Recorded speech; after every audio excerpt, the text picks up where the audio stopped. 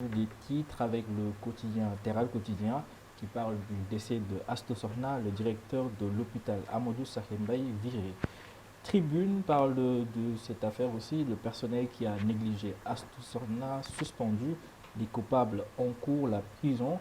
Il précise que le directeur de l'hôpital El Amadou Sahembaye est limogé, un autre nommé, le procureur intransigeant, Youssar interpellé. Les 8 agents impliqués risquent d'être placés en garde à vue.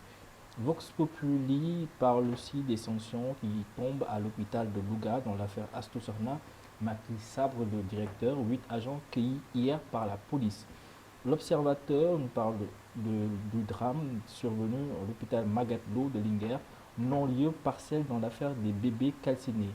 Après un an d'instruction, le juge du deuxième cabinet du tribunal de Louga a requalifié les faits en homicide involontaire. Sous contrôle judiciaire, les 3 agents de santé mis en cause seront jugés en correctionnel le 25 mai prochain. L'enquête aussi parle de l'affaire Asto Sorna, l'art de noyer les poissons, Bartil à sa une. Le directeur de l'hôpital Amadou Sahembaye a été limogé, précise-t-il, hier en Conseil des ministres. Même scénario qu'après la tragédie des bébés morts, toujours brûlés à Louga. Nous passons à Walfo Quotidien qui parle de haute fonction publique, limogeage téléguidé, avec à sa une la photo du président de la République Macky Sall. L'As Quotidien parle aussi de la vétusté des locaux de l'hôpital Aristide de Dantec, vétusté des locaux, absence d'électricité, manque d'eau, service de néphrologie non fonctionnel, rupture de médicaments, l'hôpital de Dantec un grand malade.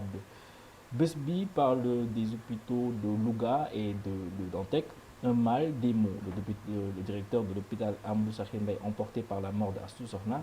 Le parquet de Louga précise que la loi sera appliquée dans toute sa rigueur. Le Dantec menace ruine. L'hôpital doit être envoyé aux urgences. Drame en série, inhumanité du personnel, le déficit de plateau technique dénonce le Sud Quotidien quand les hôpitaux font peur. Le mandat parle de la confrontation de ce matin entre Adissar et Khadidiaï, la présumée victime, face à ses preuves. Le vrai journal parle du Sénégal, le rythme des sextapes, au rythme des sextapes et des audios fuités, réseaux sociaux entre terreur et impudeur. Réumi quotidien parle d'une affaire de détournement de mineurs. Omang incite sa petite amie à se photographier nue et avec des perles à sa taille. Un livreur qui domine sa copine et lui réclame des photos dénudées. Le témoin quotidien parle du prix de l'essence, l'État sous pression de la pompe. Face à la flambée des cours internationaux de pétrole, les pétroliers mettent la pression sur l'État pour pouvoir appliquer la vérité des prix, synonyme de hausse à la pompe, miette de l'État qui ne veut pas se suicider à 3 mois des élections législatives. Nous terminons plutôt avec le sport et record qui parle à 2 semaines après le match Sénégal-Égypte qui a vu la qualification des Lions pour le prochain mondial, micmac autour de la billetterie.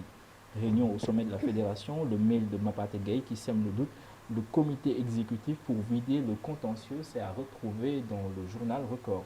Stade parle du choc City-Real pour les demi-finales de la Ligue des Champions et Liverpool-Villarreal. La domination anglo-espagnole continue en Europe. Une suprématie qui se traduit par le nombre de titres. Mané et Bouladia, les deux Sénégalais, une 5e finale de suite pour un Sénégalais. Klopp Sadio Mané est dans la catégorie des légendes. Nous terminons avec Sunulambe qui parle du combat Siteu Papa Sow. Le choc décroché par Djambar, Max Malgan et Cherniaï ont encaissé les avances hier. Le promoteur veut l'organiser en fin de saison. C'était tout pour cette revue des titres de ce matin, Amina.